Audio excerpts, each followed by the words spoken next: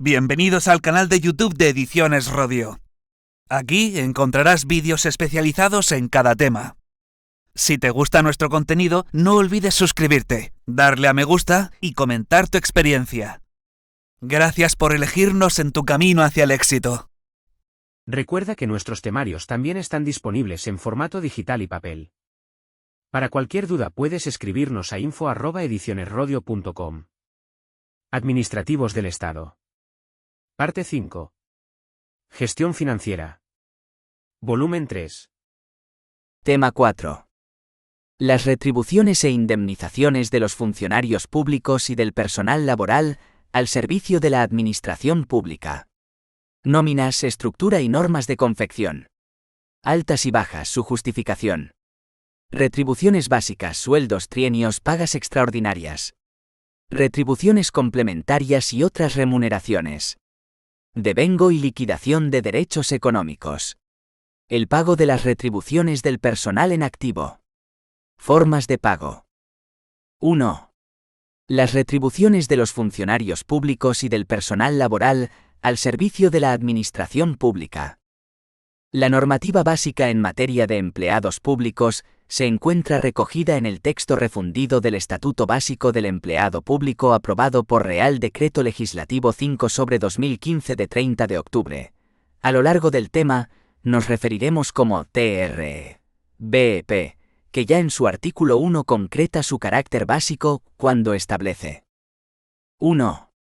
El presente estatuto tiene por objeto establecer las bases del régimen estatutario de los funcionarios públicos incluidos en su ámbito de aplicación. 2. Asimismo tiene por objeto determinar las normas aplicables al personal laboral al servicio de las administraciones públicas. Además, su artículo 2, cuando establece el ámbito de aplicación subjetiva del mismo, establece: 1. Este estatuto se aplica al personal funcionario y en lo que proceda al personal laboral al servicio de las siguientes administraciones públicas. A. La Administración General del Estado. B. Las administraciones de las comunidades autónomas y de las ciudades de Ceuta y Melilla. C. Las administraciones de las entidades locales.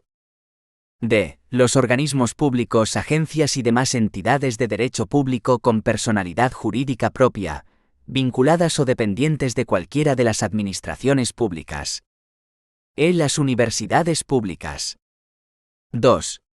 En la aplicación de este estatuto al personal investigador, se podrán dictar normas singulares para adecuarlo a sus peculiaridades. 3.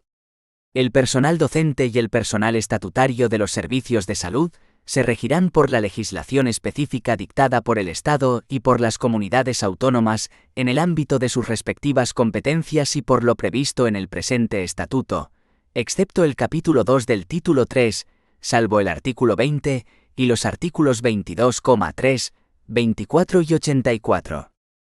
4. Cada vez que este estatuto haga mención al personal funcionario de carrera, se entenderá comprendido el personal estatutario de los servicios de salud. 5.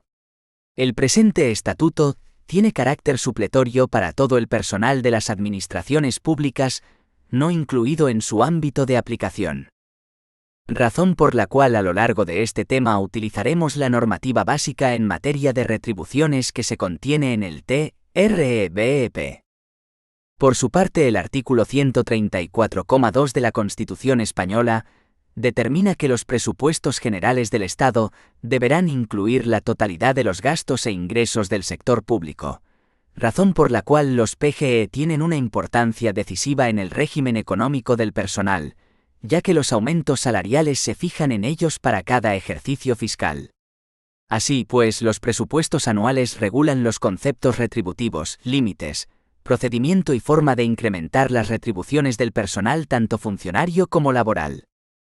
Esto nos lleva en conclusión a que las fuentes normativas de este tema dedicado a las retribuciones de los empleados públicos los tendremos en el TRE-BEP y en lo que diga la Ley de Presupuestos Generales del Estado para cada año. Hay que indicar además que los PGE, por su carácter técnico y complejo, suelen ofrecer pocas variaciones en su estructura, de forma que es posible comentar determinados puntos de su contenido que, por repetirse en cada ejercicio, son ya características generales de los mismos. Para concretar en cada ejercicio, se recomienda la consulta directa de la ley de PGE, siguiendo las pautas generales que ahora comentamos. Para estudiar el régimen retributivo del personal al servicio de la administración pública, hemos de distinguir dos tipos de retribuciones, según diseñan los arts. 22 a 24 TREBP. Artículo 22. Retribuciones de los funcionarios. 1. Las retribuciones de los funcionarios de carrera se clasifican en básicas y complementarias. 2. Las retribuciones básicas son las que retribuyen al funcionario según la adscripción de su cuerpo o escala a un determinado subgrupo o grupo de clasificación profesional, en el supuesto de que éste no tenga subgrupo, y por su antigüedad en el mismo. Dentro de ellas están comprendidas los componentes de sueldo y trienios de las pagas extraordinarias. 3. Las retribuciones complementarias son las que retribuyen las características de los puestos de trabajo, la carrera profesional o el desempeño, rendimiento o resultados alcanzados por el funcionario. 4. Las pagas extraordinarias serán 2 al año, cada una por el importe de una mensualidad de retribuciones básicas y de la totalidad de las retribuciones complementarias, salvo aquellas a las que se refieren los apartados C y D del artículo 24. 5. No podrá percibirse participación en tributos o en cualquier otro ingreso de las administraciones públicas como contraprestación de cualquier servicio, participación o premio en multas impuestas, aun cuando estuviesen normativamente atribuidas a los servicios. Artículo 23. Retribuciones básicas. Las retribuciones básicas, que se fijan en la Ley de Presupuestos Generales del Estado, estarán integradas única y exclusivamente por a. El sueldo asignado a cada subgrupo o grupo de clasificación profesional, en el supuesto de que éste no tenga subgrupo. b. Los trienios, que consisten en una cantidad, que será igual para cada subgrupo o grupo de clasificación profesional, en el supuesto de que éste no tenga subgrupo por cada 3 años de servicio. Artículo 24. Retribuciones complementarias. La cuantía y estructura de las retribuciones complementarias de los funcionarios se establecerán por las correspondientes leyes de cada administración pública atendiendo, entre otros, a los siguientes factores. A. La progresión alcanzada por el funcionario dentro del sistema de carrera administrativa. B. La especial dificultad técnica, responsabilidad, dedicación, incompatibilidad exigible para el desempeño de determinados puestos de trabajo o las condiciones en que se desarrolla el trabajo. C. El grado de interés, iniciativa o esfuerzo con que el funcionario desempeña su trabajo y el rendimiento o resultados obtenidos. D. Los servicios extraordinarios prestados fuera de la jornada normal de trabajo. En los PGE, los créditos para gastos de personal ocupan generalmente un título completo denominado gastos de personal, e incluye los siguientes conceptos. Todo tipo de retribuciones e indemnizaciones a satisfacer al personal de todo orden, por razón del trabajo realizado. Se distingue por categorías y tipos de personal: altos cargos, personal de instituciones del Estado, funcionarios de carrera, personal laboral, personal de las Fuerzas Armadas, de la Guardia Civil, de la Policía Nacional, de las carreras judicial y fiscal, personal de la Seguridad Social, etc. Las cotizaciones obligatorias a la Seguridad Social y a las entidades gestoras de los sistemas de previsión social. Las prestaciones sociales, que comprenden pensiones a funcionarios y familiares, de carácter civil y militar. Los gastos de naturaleza social realizados en cumplimiento de las disposiciones vigentes. Los créditos para gastos de personal tienen carácter limitativo y vinculante a nivel de artículo, salvo los incentivos al rendimiento, que lo son con el nivel de desagregación que aparezcan en los estados de gastos.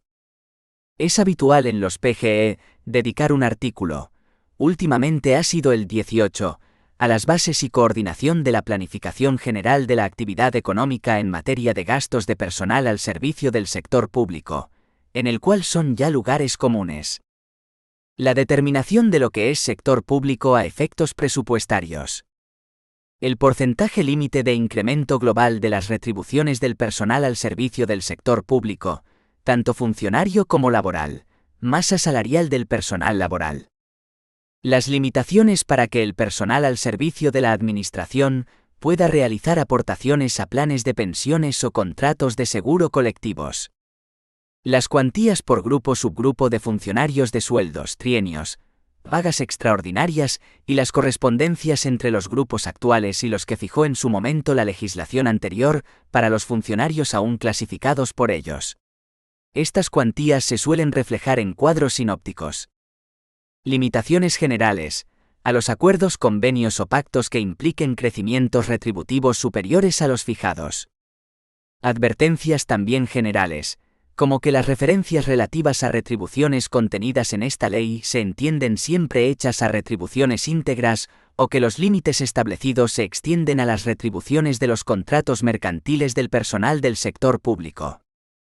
Aclaración final, que el artículo donde todo esto se contiene tiene carácter básico y se dicta al amparo de los artículos 149,1 13ª y 156,1 de la Constitución, y algunos de sus apartados en aplicación de lo dispuesto en el artículo 29t REBEP. Así, según los PGE para 2021, inciso 2, en el año 2021, las retribuciones del personal al servicio del sector público no podrán experimentar un incremento global superior al 0,9% respecto a las vigentes a 31 de diciembre de 2020, en términos de homogeneidad para los dos períodos de la comparación, tanto por lo que respecta a efectivos de personal como a la antigüedad del mismo. Los gastos de acción social no podrán incrementarse en términos globales respecto a los de 2020. A este respecto, se considera que los gastos en concepto de acción social son beneficios, complementos o mejoras distintos a las contraprestaciones por el trabajo realizado, cuya finalidad es satisfacer determinadas necesidades consecuencia de circunstancias personales, del citado personal al servicio del sector público. 2. Nóminas, estructura y normas de confección.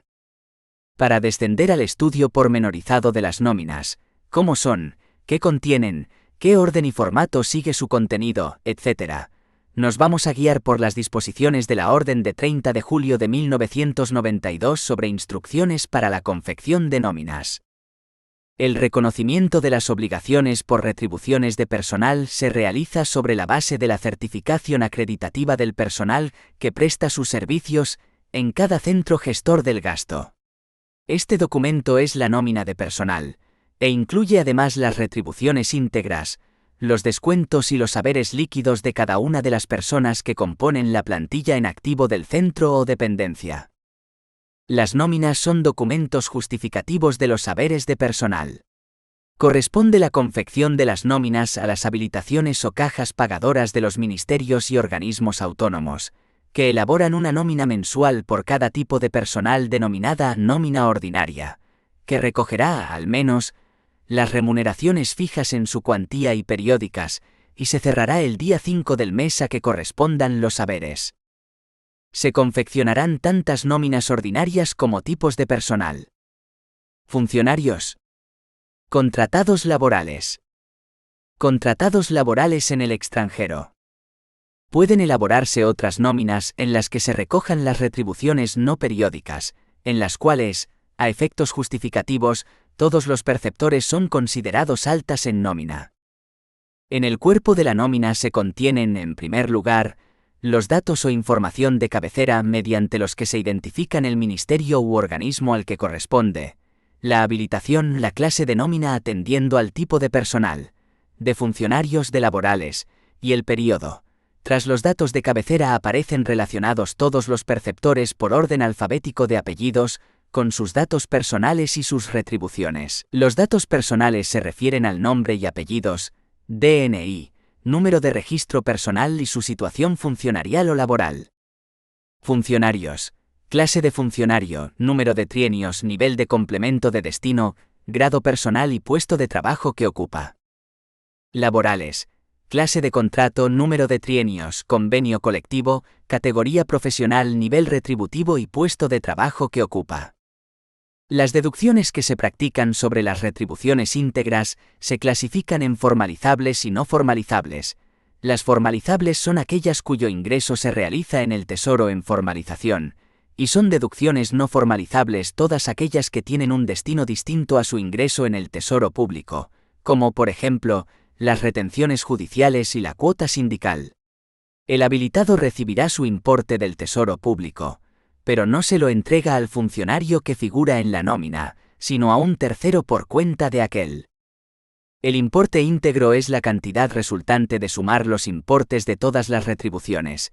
El importe líquido, la cantidad resultante de restar al importe íntegro todas las deducciones formalizables, y el importe neto la cantidad resultante de restar al importe líquido la suma de los importes de todas las deducciones no formalizables. Ingresos en formalización. Tienen carácter de deducciones formalizables las siguientes. Retenciones por el impuesto sobre la renta de las personas físicas, IRPF. Cuota de derechos pasivos. Cuota MUFACE. Cotizaciones a cargo del funcionario a la Mutualidad General de Funcionarios Civiles del Estado. Cuota ISFAS, Instituto Social de las Fuerzas Armadas. Cuota MUNPAL, Mutualidad Nacional de Previsión de la Administración Local. Cuota MUGEJU, Mutualidad General Judicial. Cuota obrera del Régimen General de la Seguridad Social. Reintegro de anticipos.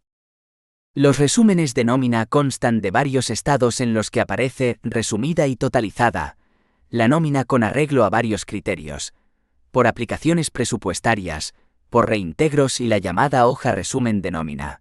Esta última debe ir firmada por el habilitado y el jefe del centro o dependencia, y recoge los importes íntegros, líquidos y netos que deben coincidir con los totalizados en el cuerpo de la nómina. Asimismo sirve de comprobación, al totalizar los importes íntegros de la nómina del mes a partir de los importes de la nómina del mes anterior y la suma de las variaciones producidas, que deberán justificarse. Los estados justificativos de la nómina reflejan las variaciones mensuales en retribuciones y deducciones, con el correspondiente detalle para las altas, bajas y modificaciones y un resumen final. Cada variación debe ir justificada con el documento o documentos que acrediten su procedencia. Se considera alta en nómina la inclusión en la misma de un perceptor que no figuraba en la del mes anterior por nuevo ingreso, por reingreso al servicio activo o por traslado. Se considerará como baja la exclusión de la nómina de un perceptor que figuraba en la del mes anterior, por cambio de puesto de trabajo. Se justifican con el acuerdo de cese y su formalización, por jubilación, con el acuerdo de jubilación y formalización del cese. Las bajas de contratados laborales con acuerdo de baja de jubilación o concesión de licencia. Las modificaciones por aumentos o disminuciones en cantidades, tales como las derivadas de cumplimiento de trienios, del complemento de productividad, modificaciones en los descuentos, etc., se justifican con el documento, acuerdo, certificaciones, etc., que acredite en cada caso la variación. 3. Altas y bajas, su justificación. 3,1. La fiscalización e intervención de requisitos básicos. Ya hemos indicado, al final del apartado anterior, el concepto de alta y baja en nómina. Pues bien, las normas de justificación de altas y bajas en nómina, por ser requisitos básicos, se contienen en el artículo 152 de la LGP que establece. Artículo 152. Fiscalización e intervención previa de requisitos básicos. 1. El Gobierno, a propuesta de la Intervención General de la Administración del Estado, podrá acordar que la fiscalización e intervención previas a que se refiere el artículo 150 se limiten a comprobar los extremos siguientes. A. La existencia de crédito presupuestario y que el propuesto es el adecuado y suficiente a la naturaleza del gasto u obligación que se proponga contraer. En los casos en los que se trate de contraer compromisos de gastos de carácter plurianual, se comprobará, además, si se cumple lo preceptuado en el artículo 47 de esta ley. B. Que los gastos u obligaciones se proponen a órgano competente. C. La competencia del órgano de contratación, del concedente de la subvención, del que celebra el convenio de colaboración o del que resuelve el expediente de responsabilidad patrimonial y, en general, del que dicte el acto administrativo, cuando dicho órgano no tenga atribuida la facultad para la aprobación de los gastos de que se trate. D. Que los expedientes de reconocimiento de obligaciones corresponden a gastos aprobados y fiscalizados favorablemente. E. La existencia de autorización del Consejo de Ministros en los supuestos que, conforme al apartado 2 del artículo 12 de la Ley de Contratos de las Administraciones Públicas, lo requieran. F. La existencia de autorización del titular del departamento ministerial en los supuestos que, conforme al apartado 1 del artículo 12 de la Ley de Contratos de las Administraciones Públicas, lo requieran. G. Aquellos otros extremos que, por su trascendencia en el proceso de gestión, determine el Consejo de Ministros a propuesta del Ministro de Hacienda, previo informe de la Intervención General de la Administración del Estado. En la determinación de estos extremos, se atenderá especialmente a aquellos requisitos contemplados en la normativa reguladora para asegurar la objetividad y transparencia en las actuaciones públicas. 2. No obstante, será aplicable el régimen general de fiscalización previa respecto de gastos de cuantía indeterminada y aquellos otros que deban ser aprobados por el Consejo de Ministros. A partir del 1 de enero de 2022, se añade el apartado 3 por la disposición final 13,7 de la Ley 22/2021, de 28 de diciembre. 3. En los términos que se determinen por orden ministerial de la persona titular del Ministerio de Hacienda y Función Pública, podrá acordarse que la comprobación de los extremos objeto de verificación, tanto en régimen general como en régimen de requisitos básicos, se realice mediante validaciones efectuadas de modo automático, a través de las aplicaciones informáticas que dan soporte a los sistemas de control. A efectos de lo dispuesto en el artículo 147,2 de esta ley, y por lo que respecta al control de las entidades que integran el sistema de la seguridad social, la resolución a que hace referencia el párrafo anterior será de aplicación en lo no previsto en las normas específicas que regulen el control en dichas entidades y con las adaptaciones necesarias a las condiciones y particularidades del sistema de seguridad social que se establezcan por resolución de la persona titular de la Intervención General de la Administración del Estado a propuesta de la Intervención General de la Seguridad Social. Como desarrollo de este precepto, el Consejo de Ministros ha emitido diversos acuerdos, con carácter reglamentario, determinando a qué puntos y materias debe alcanzar el ejercicio de la función interventora en el régimen de requisitos básicos, de los cuales se puede extraer que, en la fiscalización de las nóminas de retribuciones del personal al servicio de la Administración del Estado y sus organismos autónomos, los extremos adicionales para fiscalizar serán los siguientes. A. Que las nóminas estén firmadas por los órganos responsables de su formación, habilitado y director general de quien dependa. B. En el caso de las de carácter ordinario y las unificadas de período mensual, comprobación aritmética que se realizará efectuando el cuadre del total de la nómina, con el que resulte del mes anterior, más la suma algebraica de las variaciones incluidas en la nómina del mes de que se trate. C. Justificación documental limitada a los siguientes supuestos de alta en nómina, con el alcance que para cada uno de ellos se indica. 1. Personal en régimen estatutario de nuevo ingreso en la Administración.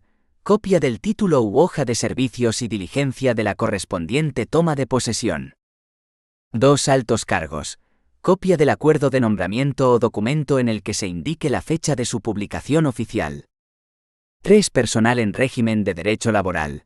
Copia del plan, propuesta o expediente de contratación sobre el que fue ejercida la fiscalización previa del gasto, y además, en el caso del personal laboral fijo de nuevo ingreso, hoja de servicios y diligencia de la correspondiente toma de posesión. 4. El resto de las obligaciones reflejadas en la nómina, así como los actos que las generen, serán objeto de comprobación posterior. En los expedientes de contratación de personal laboral, los extremos adicionales a fiscalizar serán los siguientes. 1. Propuesta de contratación de personal laboral fijo. A. La incorporación de certificado acreditativo, expedido por órgano competente, de que los puestos a cubrir figuran detallados en las respectivas relaciones o catálogos de puestos de trabajo y están vacantes. B. Haber sido cumplimentado el requisito de publicidad de las correspondientes convocatorias en los términos establecidos por la normativa que en cada caso resulte de aplicación. C. Acreditación de los resultados del proceso selectivo expedida por el órgano competente. D. Adecuación del contrato que se formaliza con lo dispuesto en la normativa vigente. E. Que las retribuciones que se señalen en el contrato se ajusten al convenio colectivo que resulte de aplicación y, si se trata de un contrato al margen del convenio, que exista autorización de los Ministerios de Economía y Hacienda y de Política Territorial y Administración Pública. 2. Propuesta de contratación de personal laboral temporal. A. Autorización conjunta de los Ministerios de Economía y Hacienda y de Política Territorial y Administración Pública. B. Haber sido cumplimentados los criterios de selección establecidos por el Ministerio de Política Territorial y Administración Pública, en los términos previstos en el artículo 35 del Real Decreto 364/1995, de 10 de marzo. C. Acreditación de los resultados del proceso selectivo expedida por el órgano competente. D. Adecuación del contrato que se formaliza con lo dispuesto en la normativa vigente. E. En el supuesto de contratación de personal con cargo a los créditos de inversiones, se verificará la existencia del informe del servicio jurídico del departamento u organismo de que se trate, sobre la modalidad de contratación temporal utilizada y sobre la observancia, en las cláusulas del contrato, de los requisitos y formalidades exigidos por la legislación laboral. F. Que las retribuciones que se señalen en el contrato se ajusten al convenio colectivo que resulte de aplicación y, si se trata de un contrato al margen del convenio, que exista autorización de los Ministerios de Economía y Hacienda y de Política Territorial y Administración Pública. 3,2. Documentos para el alta en nómina. Siguiendo la citada orden de 30 de julio de 1992, se considera alta en nómina la inclusión en la misma de un perceptor que no figuraba en la del mes anterior. Toda alta debe reflejarse en el estado justificativo de la nómina destinado a este fin. Las altas pueden ser por nuevo ingreso, por reingreso al servicio activo o por traslado. Se contemplan otros supuestos, se recomienda consultar la orden para profundizar. Las altas de funcionarios de nuevo ingreso se justifican con A. Copia del título administrativo. B. Acuerdo de nombramiento o disposición del BOE en que figure. C. Formalización de la toma de posesión. Las altas por reingreso al servicio activo procedente de otras situaciones se justifican con A. Acuerdo de nombramiento o disposición del BOE. B. Formalización de la toma de posesión. C. Liquidación de trienios extendida por el órgano de gestión de personal del departamento al que esté adscrito su cuerpo o escala. Las altas de funcionarios procedentes de traslado con A. Acuerdo de nombramiento. B. Formalización de la toma de posesión. C. Certificado de baja en nómina en la dependencia de origen. Las altas de contratados laborales de nuevo ingreso con A. Copia de la hoja de servicios. B. Contrato laboral. C. Copia del plan, propuesta o expediente de contratación sobre el que fue ejercida la fiscalización. 3,3. Bajas. Se considerará como baja la exclusión de la nómina de un perceptor que figuraba en la del mes anterior. Las bajas por cambio de puesto de trabajo se justifican con el acuerdo de cese y su formalización. Las bajas por jubilación con el acuerdo de jubilación y formalización del cese. Las bajas de contratados laborales con acuerdo de baja, de jubilación o concesión de la licencia. 3,4. Modificaciones. Las modificaciones por aumentos o disminuciones en cantidades, tales como las derivadas de cumplimiento de trienios, del complemento de productividad, modificaciones en los descuentos, etc., se justifican con el documento, acuerdo, certificaciones, etc., que acredite en cada caso la variación. Las modificaciones pueden ser definitivas y transitorias. Modificaciones definitivas son las que producen cambios que van a persistir en nóminas futuras. Modificaciones transitorias son las que producen cambios que no van a persistir en nóminas futuras. Las modificaciones en nóminas se justificarán con la documentación que en cada caso corresponda, según la naturaleza de la modificación. 4. Retribuciones básicas, sueldo y trienios. 4,1. El sueldo. El sueldo es un concepto retributivo que se fija en función del índice de proporcionalidad asignado a cada uno de los grupos en que se organizan los cuerpos y escalas funcionariales.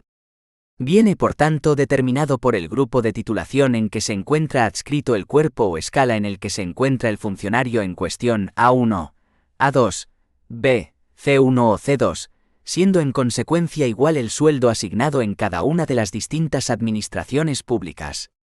Se fija anualmente en la Ley de Presupuestos Generales del Estado, de forma que cada año es preciso actualizar el dato a partir de la LPGE, salvo que se prorrogue su vigencia.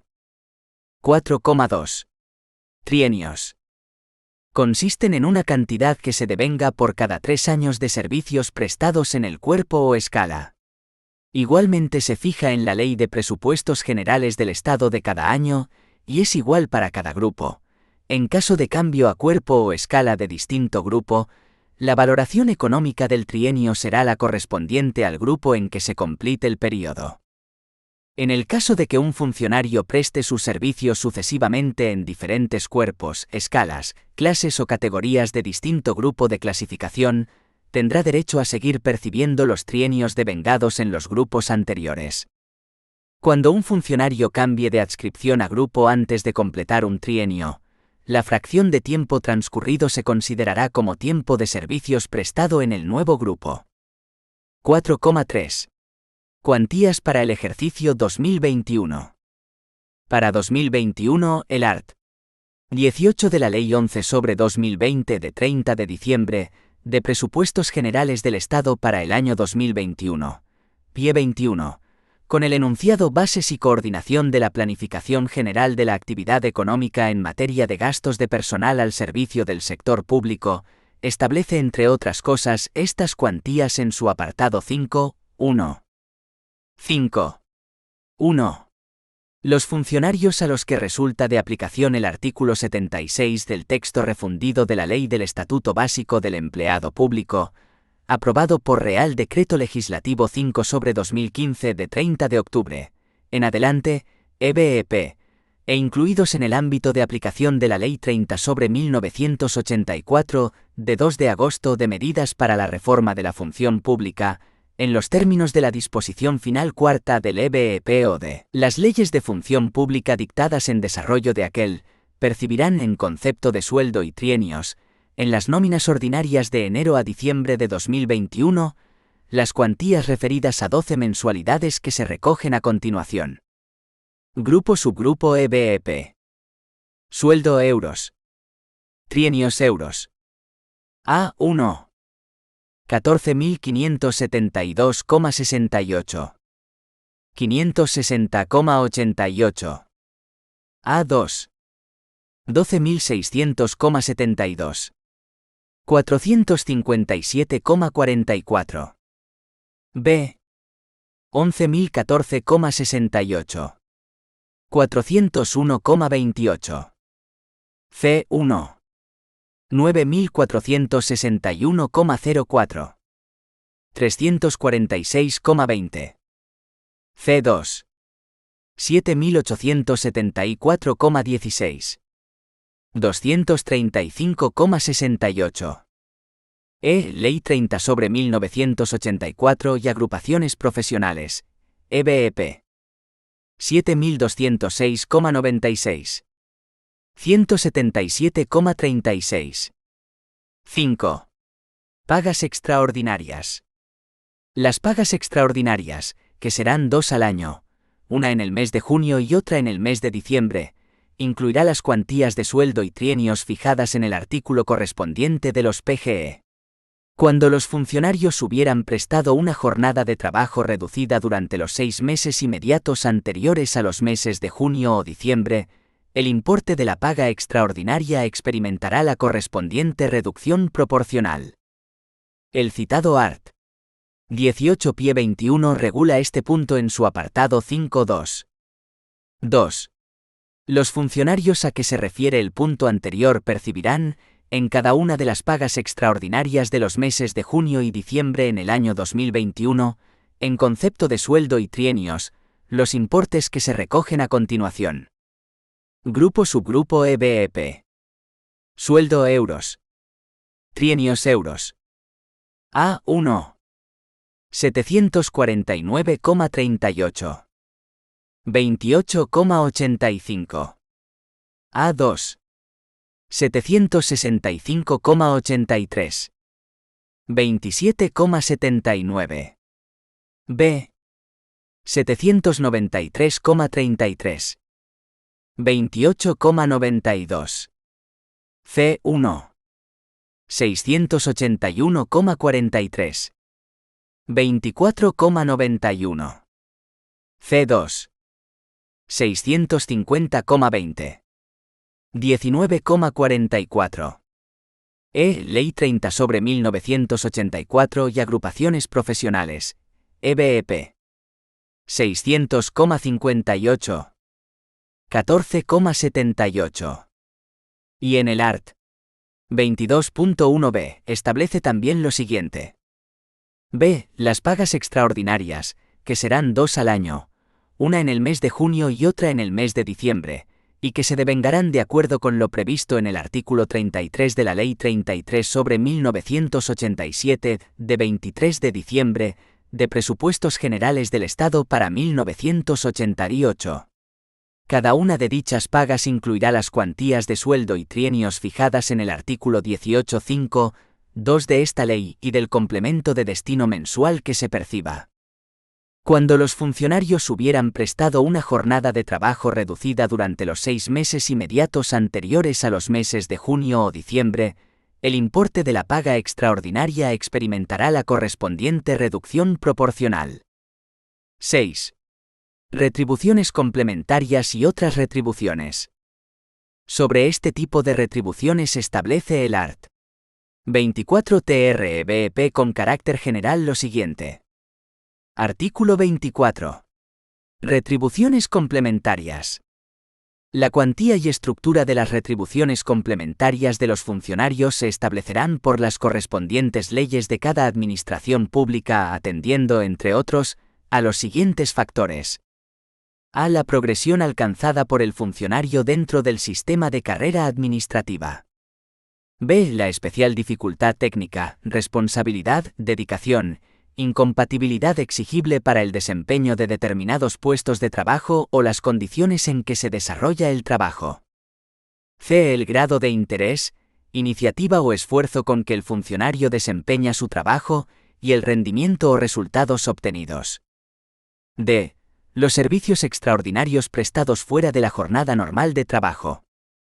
6,1. El complemento de destino.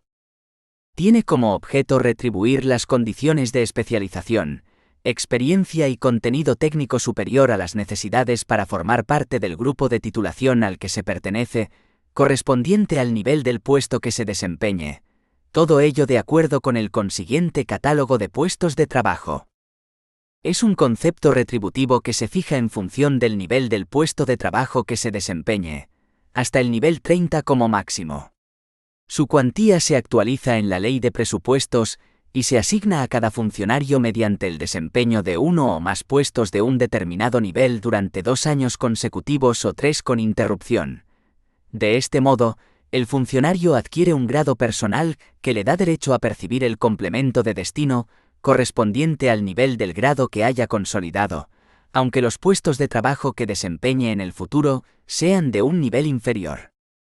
Corresponde al Gobierno la determinación de los niveles en que queda distribuido el complemento de destino, así como la asignación de los que puedan corresponder a cada grupo de titulación, coloquialmente llamada la rejilla, como mínimo y máximo.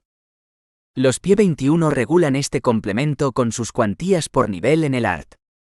22. Retribuciones de los funcionarios del Estado incluidos en el ámbito de aplicación de la Ley 30/1984, de 2 de agosto de medidas para la reforma de la función pública, En los términos de la disposición final cuarta del EBEP, inciso 1, letra C, con este tenor y cifras.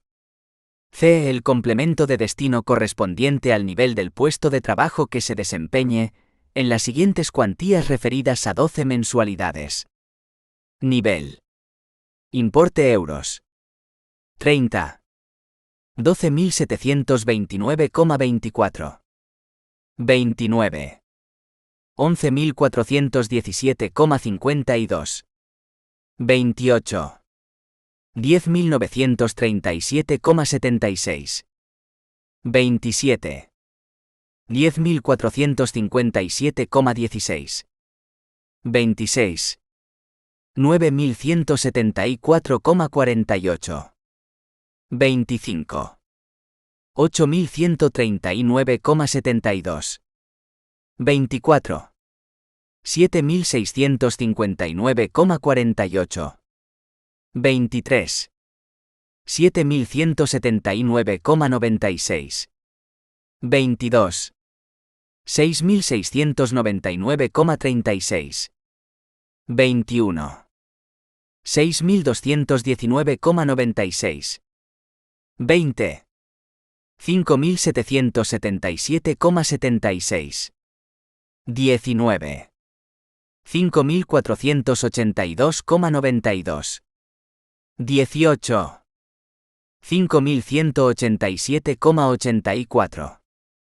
17. 4.892,64. 16. 4.598,28. 15. 4.302,72. 14. 4.008,24. 13.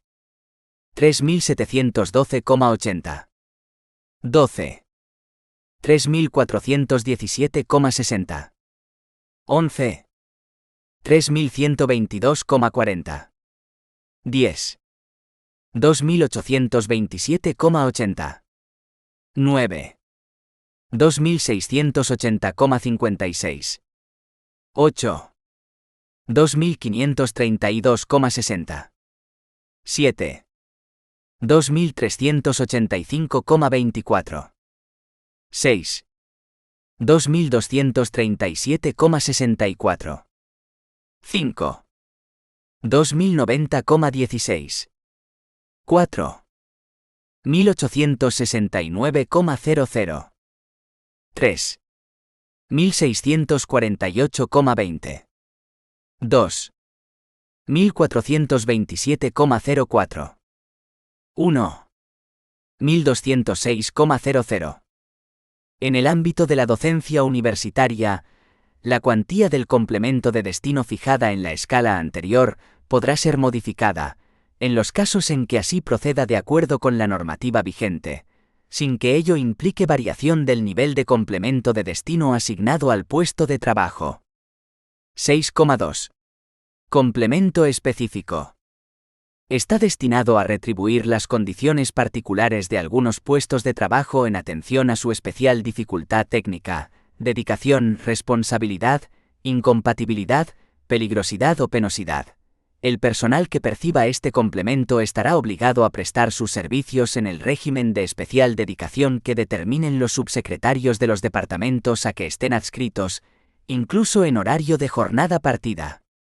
Los pie 21 establecen para este complemento lo siguiente art. 22.1 letra D.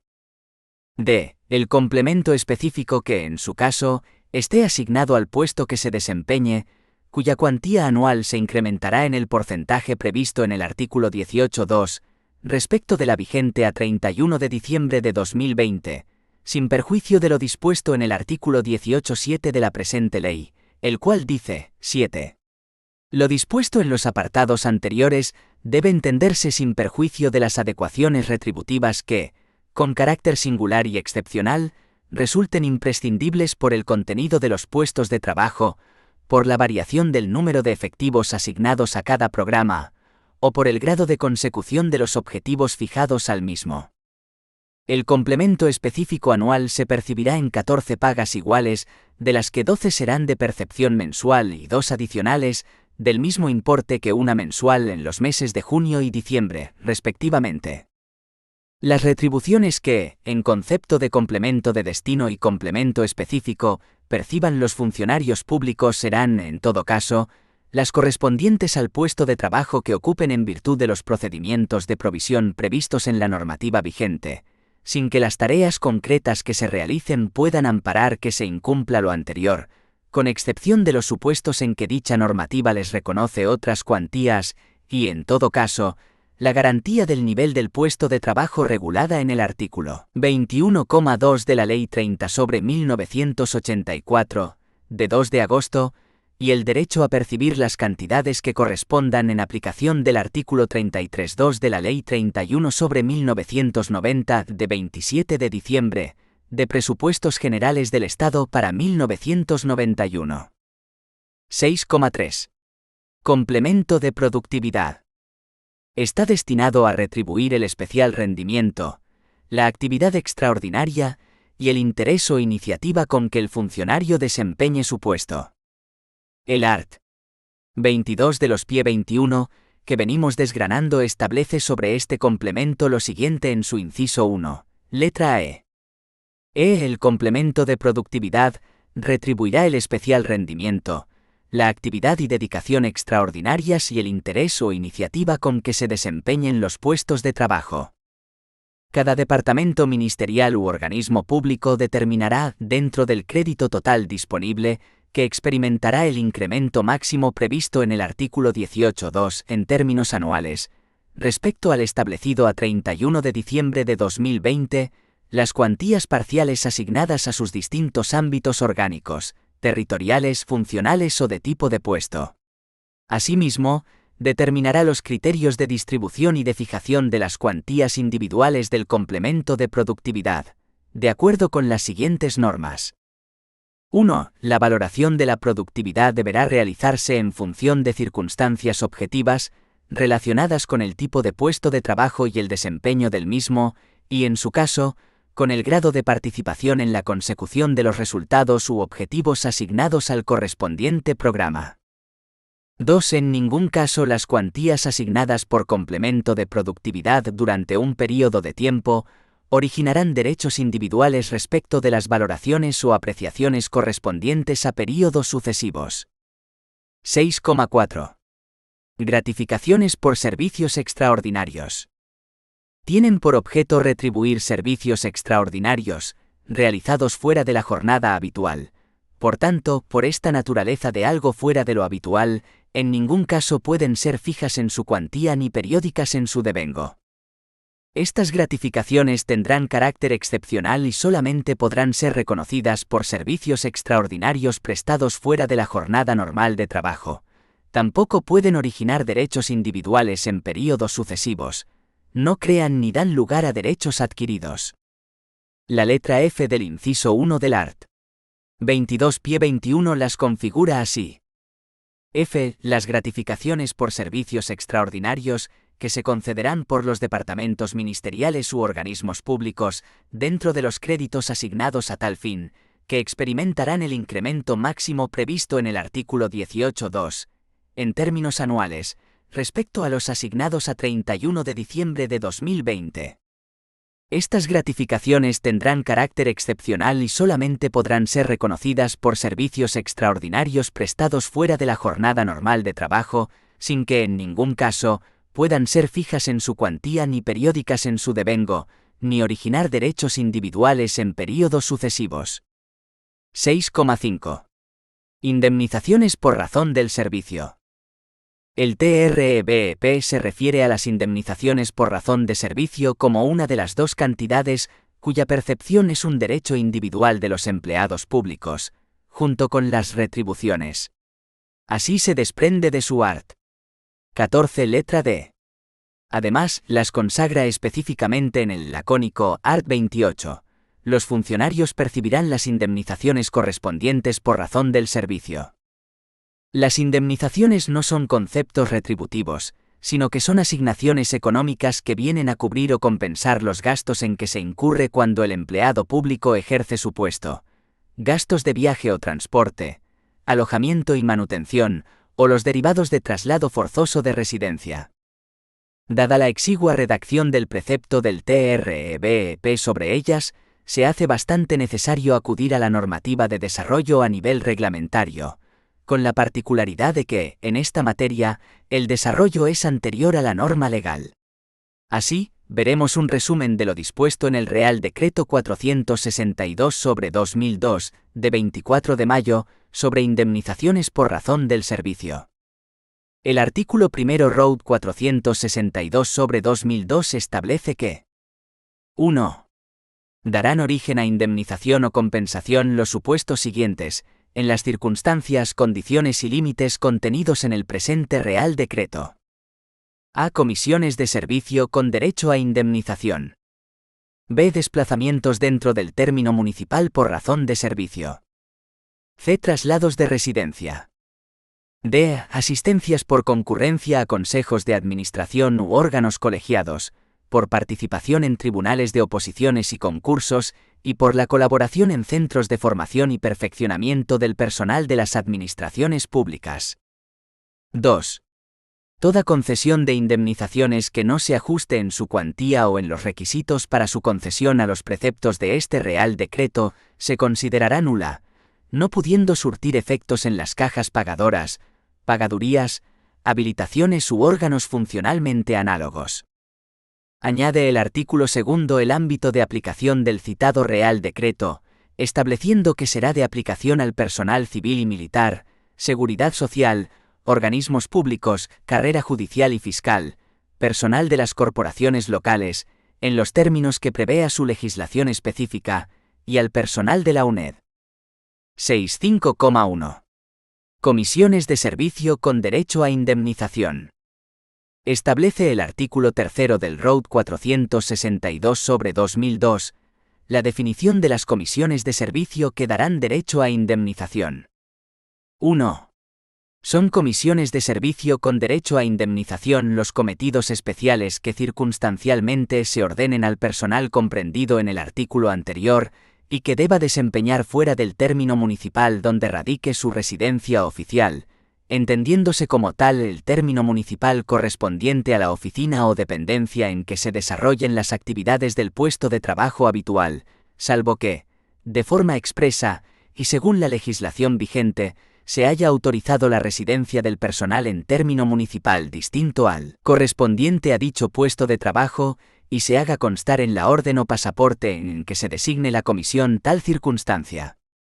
Dicha autorización no altera el concepto de residencia oficial, por lo que, en ningún caso, podrá tener la consideración de comisión de servicio el desplazamiento habitual desde el lugar donde se esté autorizado a residir hasta el del centro de trabajo, aunque estos se encuentren en términos municipales distintos. 2.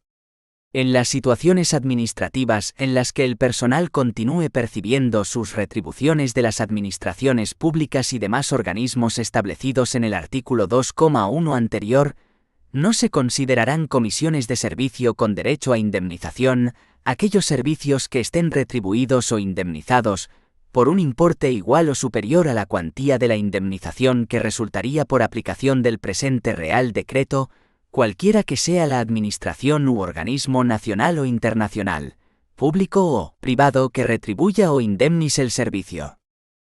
Las comisiones en las que el importe de dicha retribución o indemnización fuera inferior a la cuantía de la indemnización que por aplicación del presente Real Decreto corresponda, serán resarcidas por la diferencia entre dicha indemnización y el importe mencionado. 3. Tampoco darán lugar a indemnización aquellas comisiones que tengan lugar a iniciativa propia, salvo que se deriven de decisiones obligadas por la propia función de alto cargo, o haya renuncia expresa de dicha indemnización. Artículo 4. Designación de las comisiones de servicio. 1.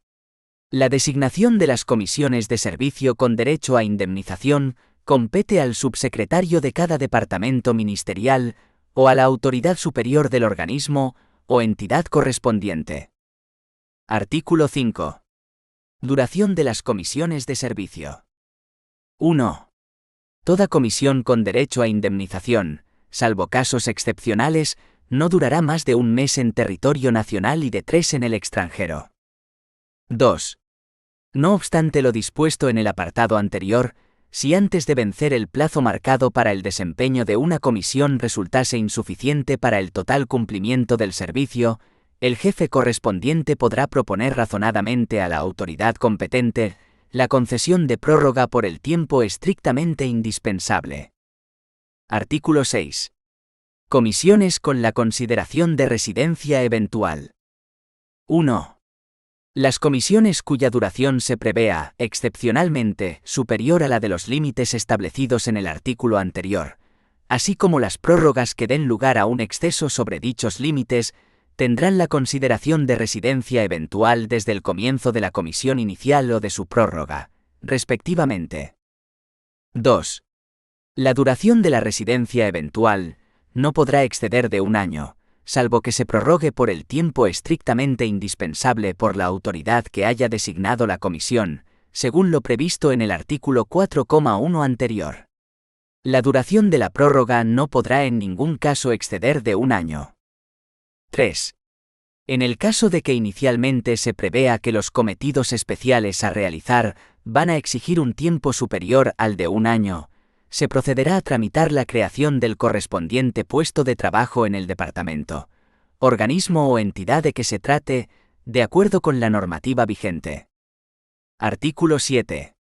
Comisiones derivadas de la asistencia a cursos convocados por la Administración. 1.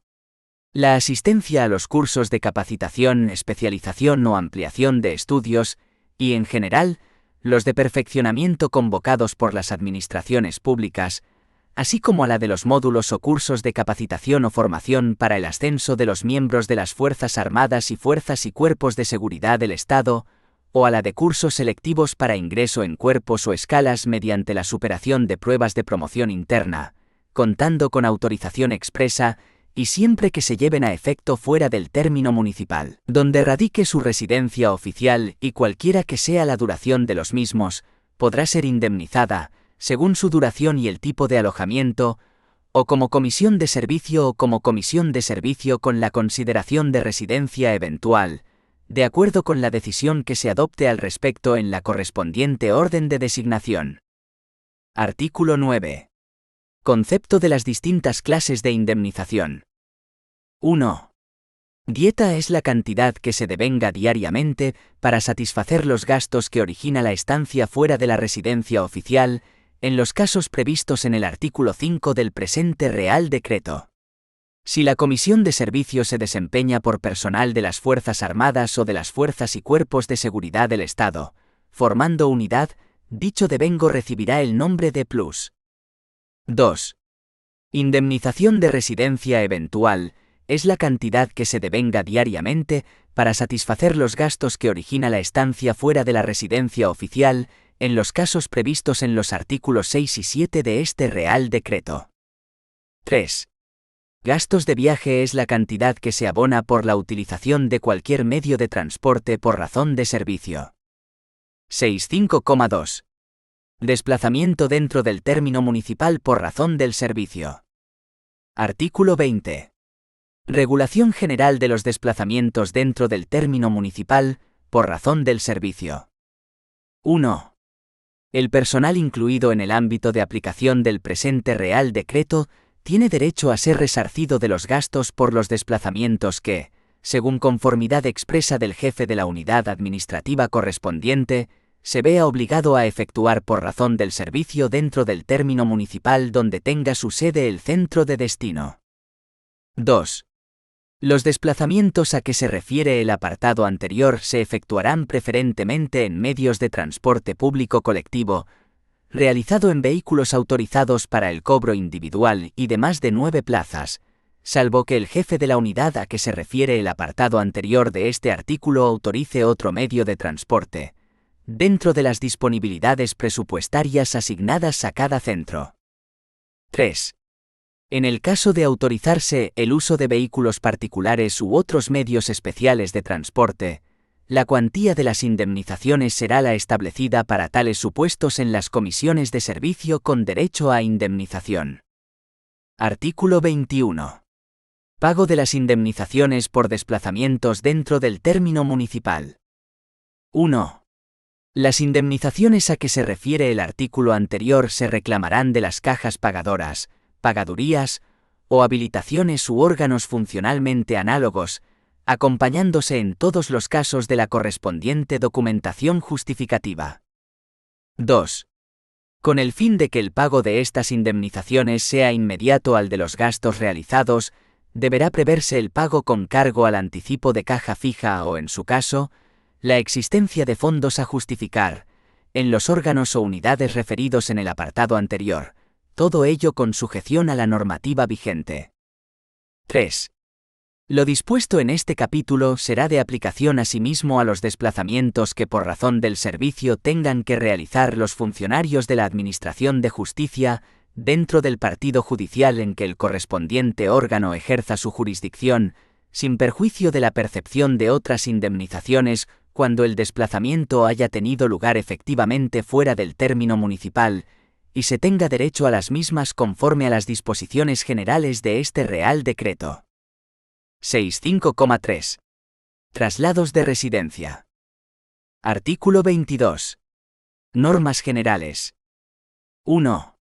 Todas las referencias a la familia contenidas en los artículos del presente Real Decreto que regulan los traslados de residencia se entenderán hechas a los familiares del personal que origine el derecho a las indemnizaciones, siempre que convivan con él y a sus expensas, y se justifique documentalmente que tales circunstancias existían en el momento del traslado de cada miembro de la unidad familiar. A los efectos previstos en el párrafo anterior, se entenderá que conviven con dicho personal y viven a sus expensas el cónyuge y los hijos menores de 21 años, en cualquier caso. Para otros familiares, incluidos los hijos de 21 años o más, se deberá justificar documentalmente que conviven con el personal y a sus expensas en el momento del traslado. Se entenderá que viven a expensas del funcionario los familiares a que se refiere este párrafo, que no perciban, en el periodo impositivo en el que se efectúe el traslado, ingresos por renta del trabajo, renta patrimonial o pensiones por un total superior al doble del salario mínimo interprofesional de los trabajadores. 2. En el caso de que dos cónyuges con derecho, en principio, a las indemnizaciones a que se refiere el presente artículo, tuvieran que trasladar su residencia a la misma localidad, y su toma de posesión se realizara con una separación en el tiempo inferior a 3 meses, los correspondientes gastos solo se le podrán reconocer a uno de ellos. Si la toma de posesión de los cónyuges en sus respectivos puestos se realiza con una separación en el tiempo igual o superior a 3 meses, ambos tendrán derecho a que se les indemnice por el importe correspondiente al traslado de mobiliario y enseres, pero solo uno de ellos podrá percibir gastos de instalación y ser resarcido por los gastos de viaje de los familiares que convivan con ellos y a sus expensas. Asimismo, cuando los cónyuges sean destinados a la misma localidad procedentes de destinos en localidades distintas, tendrán en todo caso, cualquiera que sea el tiempo de su incorporación, derecho a que se les indemnice por el importe correspondiente al traslado de mobiliario y enseres. Al igual que en el párrafo anterior, solo uno podrá percibir gastos de instalación, y cada uno será resarcido por los gastos de viaje de los familiares que convivían con él y a sus expensas en la anterior localidad de destino. 3. La cuantía de la indemnización por dietas y gastos de viaje a que se refiere este artículo, tanto por lo que respecta al personal como a su familia, será la que proceda de acuerdo con el grupo que corresponda al personal que origine el derecho a la indemnización de acuerdo con la clasificación que se especifica en el anexo primero de este Real Decreto. Todo ello en las condiciones y con los límites establecidos en el presente Real Decreto, y en su caso, en la restante normativa vigente para las comisiones de servicio. 4. A los gastos de viaje regulados en los artículos relativos a estos traslados de residencia, les resultará de aplicación lo dispuesto para las comisiones de servicio en los artículos 17 y 18 del presente Real Decreto. 5. Las indemnizaciones por los gastos de transporte de mobiliario y enseres se otorgarán previa aprobación del presupuesto de los mismos, de conformidad con la normativa vigente. 6.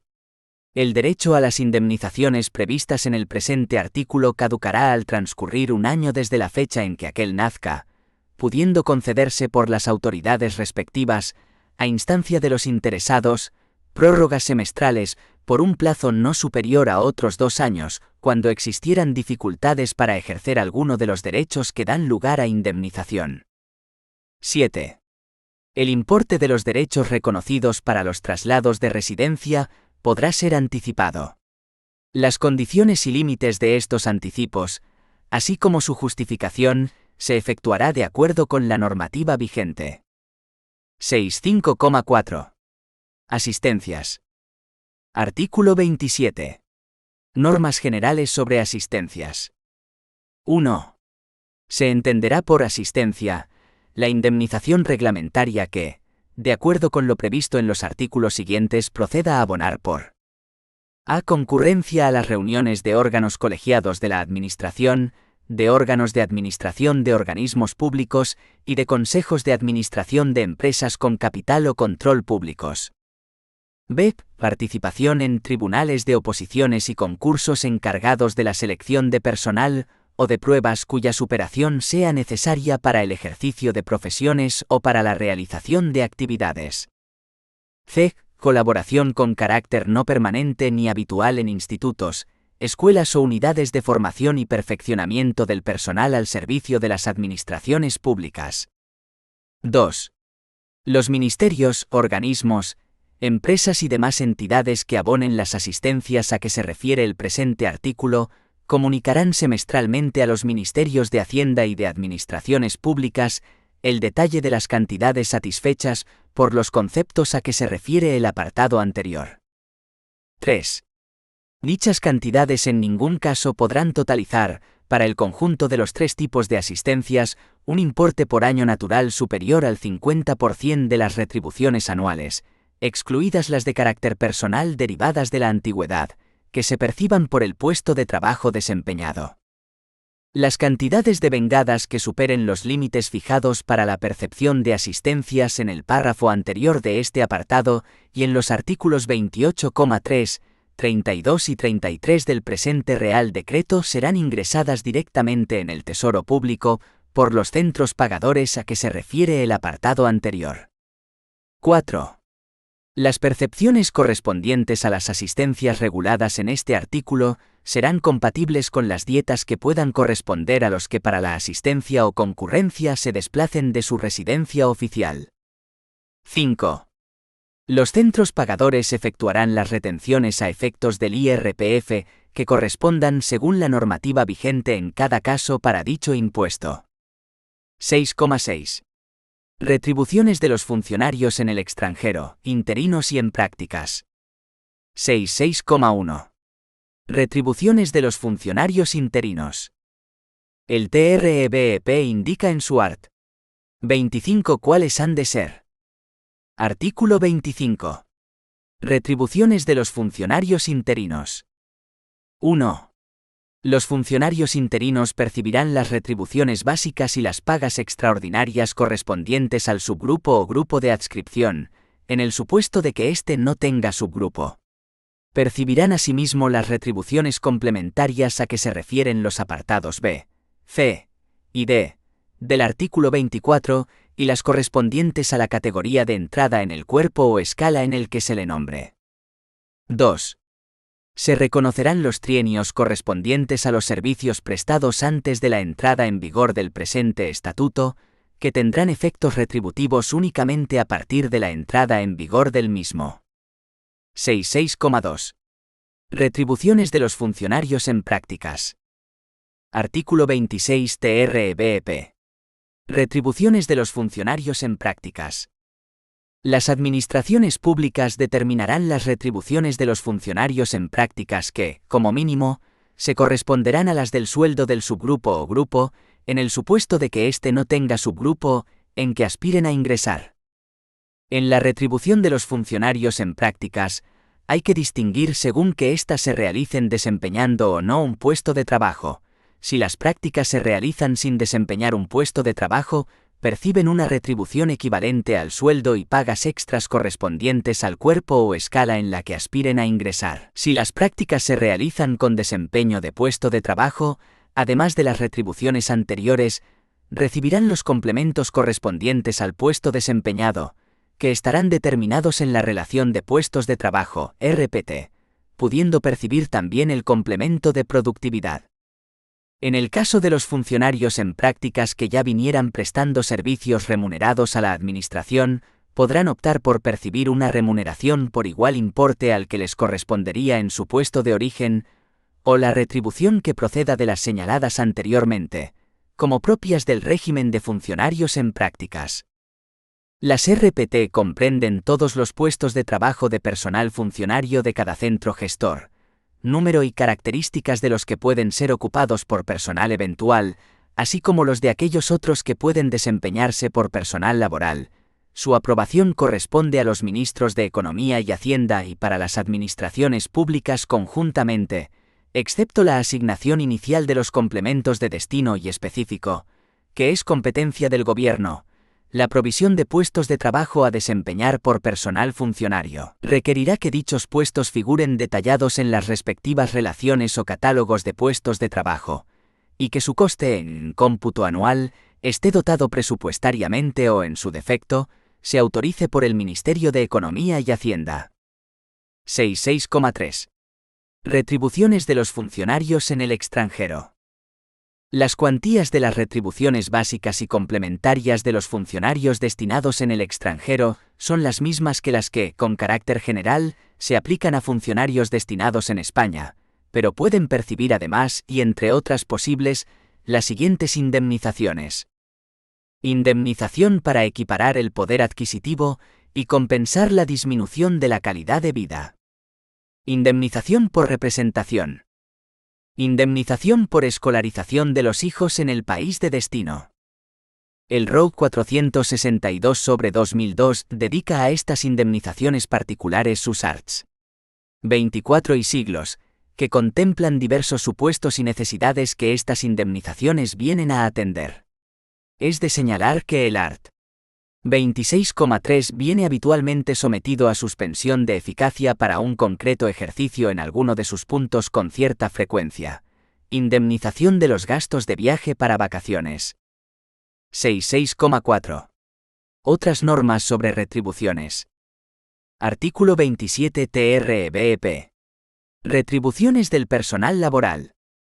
Las retribuciones del personal laboral se determinarán de acuerdo con la legislación laboral, el convenio colectivo que sea aplicable y el contrato de trabajo, respetando en todo caso lo establecido en el artículo 21 del presente estatuto.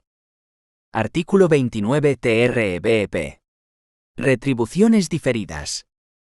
Las administraciones públicas podrán destinar cantidades hasta el porcentaje de la masa salarial que se fije en las correspondientes leyes de presupuestos generales del Estado, a financiar aportaciones a planes de pensiones de empleo o contratos de seguro colectivos que incluyan la cobertura de la contingencia de jubilación, para el personal incluido en sus ámbitos, de acuerdo con lo establecido en la normativa reguladora de los planes de pensiones. Las cantidades destinadas a financiar aportaciones a planes de pensiones o contratos de seguros tendrán a todos los efectos la consideración de retribución diferida. Artículo 30 TREBEP. Deducción de retribuciones. 1. Sin perjuicio de la sanción disciplinaria que pueda corresponder, la parte de jornada no realizada dará lugar a la deducción proporcional de haberes, que no tendrá carácter sancionador. 2. Quienes ejerciten el derecho de huelga no devengarán ni percibirán las retribuciones correspondientes al tiempo en que hayan permanecido en esa situación, sin que la deducción de haberes que se efectúe tenga carácter de sanción, ni afecte al régimen respectivo de sus prestaciones sociales. 7. Devengo y liquidación de derechos económicos. Para analizar la regulación de esta materia, es preciso descender a nivel reglamentario muy básico, concretamente a la resolución de 25 de mayo de 2010, de la Secretaría de Estado de Hacienda y Presupuestos, por la que se dictan instrucciones en relación con las nóminas de los funcionarios incluidos en el ámbito de aplicación de la Ley 30/1984, de 2 de agosto. Aunque las previsiones de esta resolución vienen referidas con frecuencia al PGE de su año de promulgación, y al TREBEP aplicable en ese momento, siguen vigentes muchas de ellas por su carácter general. Hacemos una selección de las normas que, referidas al devengo, nos interesan en este momento. 2,3. Las retribuciones básicas y complementarias que se devenguen con carácter fijo y periodicidad mensual, se harán efectivas por mensualidades completas, y con referencia a la situación y derechos del funcionario referidos al primer día hábil del mes a que correspondan, salvo en los siguientes casos, en que se liquidarán por días. A. En el mes de toma de posesión del primer destino en un cuerpo o escala, en el de reingreso al servicio activo, y en el de incorporación por conclusión de licencia sin derecho a retribución. B. En el mes de iniciación de licencia sin derecho a retribución. C. En el mes en que se produzca un cambio de puesto de trabajo que conlleve la adscripción a una administración pública distinta de la general del Estado, aunque no implique cambio de situación administrativa. D. En el mes en que cese en el servicio activo, incluido el derivado de un cambio de cuerpo o escala de pertenencia, salvo que sea por motivos de fallecimiento, jubilación o retiro de funcionarios sujetos al régimen de clases pasivas del Estado, y en general en cualquier régimen de pensiones que se devenguen por mensualidades completas desde el primer día del mes siguiente al del nacimiento del derecho. 2,4. Los funcionarios en cualquier situación administrativa en la que, de acuerdo con la normativa vigente aplicable en cada caso, tuvieran reconocido el derecho a la percepción de trienios, percibirán además el importe de la parte proporcional que, por dicho concepto, corresponda a las pagas extraordinarias. 2,6. Las pagas extraordinarias de los funcionarios del Estado se devengarán el primer día hábil de los meses de junio y diciembre, y con referencia a la situación y derechos del funcionario en dichas fechas, salvo en los siguientes casos. A. Cuando el tiempo de servicios prestados hasta el día en que se devengue la paga extraordinaria no comprenda la totalidad de los 6 meses inmediatos anteriores a los meses de junio o diciembre, el importe de la paga extraordinaria se reducirá proporcionalmente, computando cada día de servicios prestados en el importe resultante de dividir la cuantía de la paga extraordinaria que en la fecha de su devengo hubiera correspondido, por un periodo de 6 meses entre 182, 183 en años bisiestos, o 183 días, respectivamente. B. Los funcionarios en servicio activo que se encuentren disfrutando de licencia sin derecho a retribución en las fechas indicadas, devengarán la correspondiente paga extraordinaria, pero su cuantía experimentará la reducción proporcional prevista en la letra A anterior. C. En el mes en que se produzca un cambio de puesto de trabajo que conlleve la adscripción a una administración pública distinta de la general del Estado, aunque no implique cambio de situación administrativa, en cuyo caso la paga extraordinaria experimentará la reducción proporcional prevista en la letra A anterior. D. En el caso de cese en el servicio activo, incluido el derivado de un cambio de cuerpo o escala de pertenencia, la última paga extraordinaria se devengará el día de cese, y con referencia a la situación y derechos del funcionario en dicha fecha, pero en cuantía proporcional al tiempo de servicios efectivamente prestados, salvo que el cese sea por jubilación, fallecimiento o retiro de los funcionarios a que se refiere la letra D, del punto 2,3 de la presente resolución, en cuyo caso los días del mes en que se produce dicho cese se computarán como un mes completo. A los efectos previstos en el presente apartado, el tiempo de duración de licencia sin derecho a retribución no tendrá la consideración de servicios efectivamente prestados. Si el cese en el servicio activo se produce durante el mes de diciembre, la liquidación de la parte proporcional de la paga extraordinaria correspondiente a los días transcurridos de dicho mes se realizará de acuerdo con las cuantías de las retribuciones básicas vigentes en el mismo. 8. El pago de las retribuciones del personal en activo. Formas de pago. Atendemos en esta materia a lo dispuesto por la Orden de 1 de febrero de 1996, por la que se aprueba la instrucción de operatoria contable a seguir en la ejecución del gasto del Estado. Concretamente nos fijamos en su capítulo 3, de la tramitación de los diferentes tipos de gastos, sección primera de los gastos de personal, que contiene las reglas 65 y siglos con este contenido. Regla 65. Delimitación. 1. En esta sección se describe el procedimiento a seguir en la tramitación de aquellos gastos que se deben aplicar al capítulo primero del presupuesto de gastos, así como los del personal que hayan de aplicarse al capítulo sexto, inversiones, para ejecución de obras o servicios determinados. 2. A efectos de la descripción de los procedimientos específicos a seguir, se pueden distinguir los siguientes tipos de gastos de personal.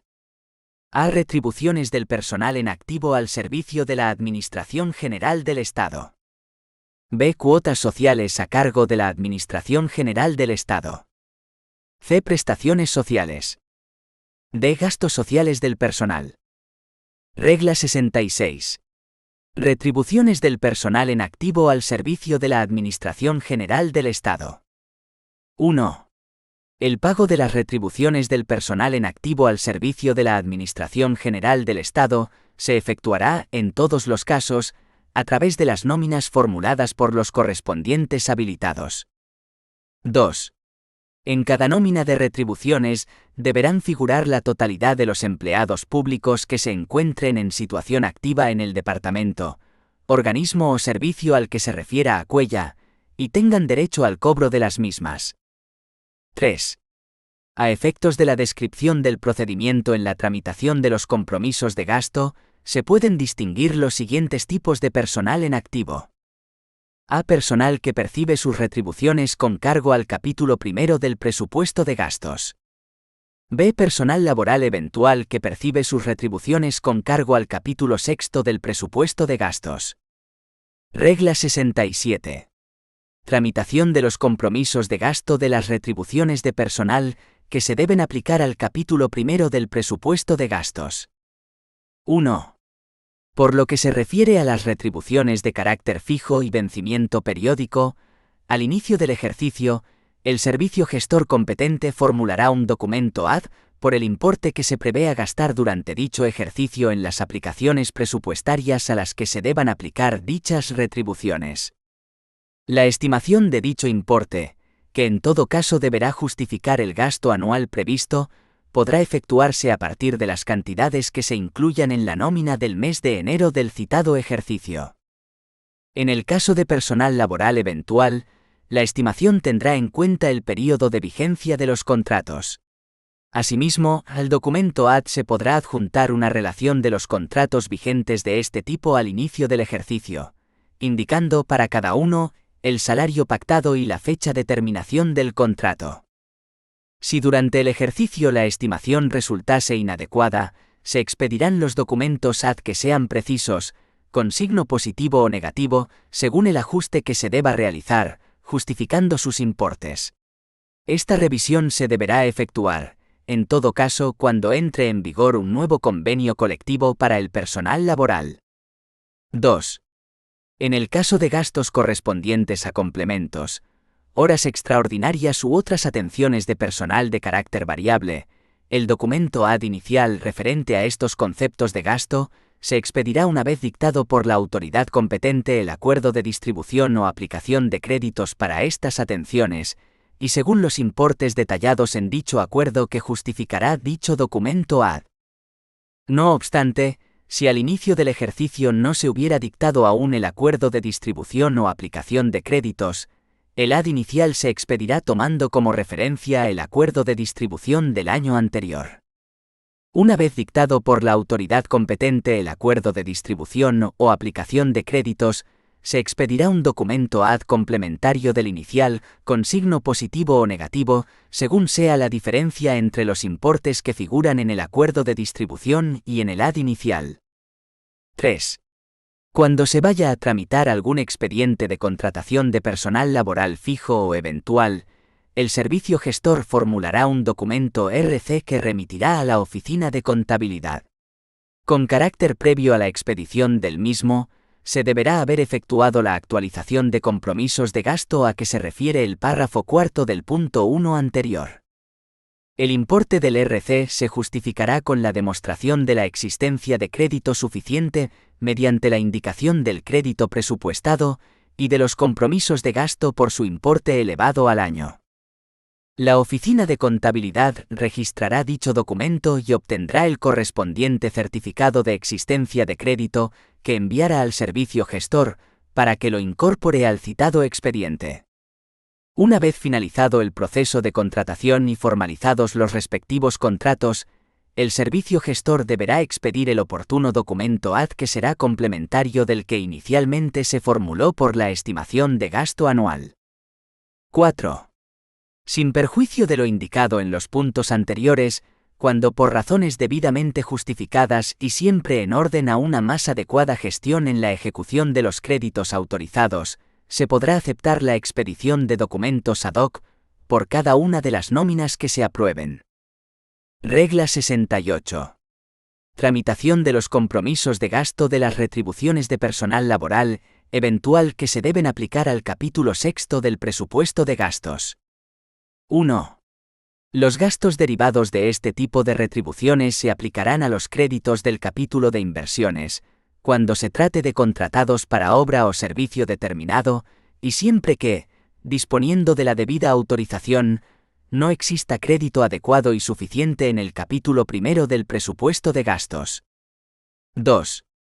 Cuando se tramite algún expediente de contratación de este tipo, el servicio gestor expedirá documentos RC de ejercicio corriente, y en su caso, de ejercicios posteriores, que remitirá a la Oficina de Contabilidad.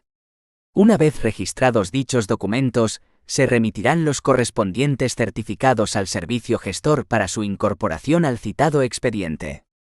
Al finalizar el proceso de contratación y formalizados los correspondientes contratos, el servicio gestor deberá expedir, por el importe total de las contrataciones aprobadas, un documento A de ejercicio corriente y, en su caso, otro de ejercicios posteriores para su remisión a la Oficina de Contabilidad.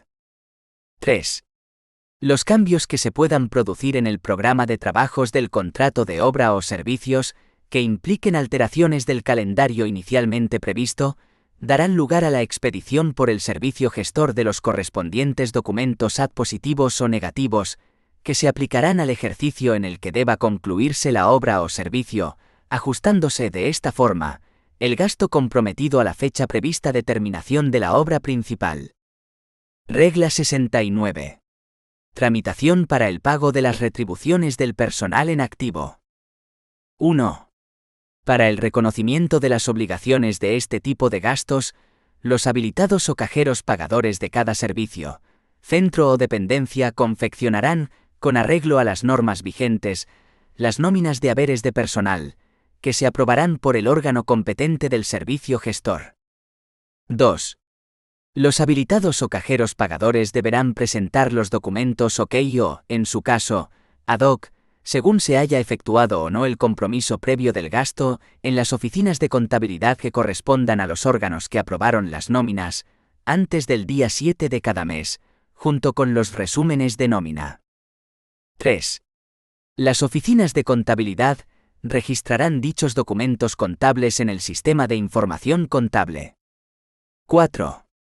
Se adoptarán las medidas oportunas para que el pago de los importes correspondientes a las nóminas se efectúe, al menos, con 5 días de antelación al correspondiente vencimiento. 5. En el caso de nóminas tramitadas en las delegaciones provinciales de Economía y Hacienda, cuyas respectivas órdenes de pago no se hubieran recibido antes del plazo que se indica en el punto anterior, los delegados provinciales de Economía y Hacienda podrán ordenar pagos no presupuestarios con base en la información de las propuestas de pago registradas en el sistema. Dichos pagos se aplicarán al concepto no presupuestario que determine la intervención general de la Administración del Estado, por el importe líquido de las nóminas.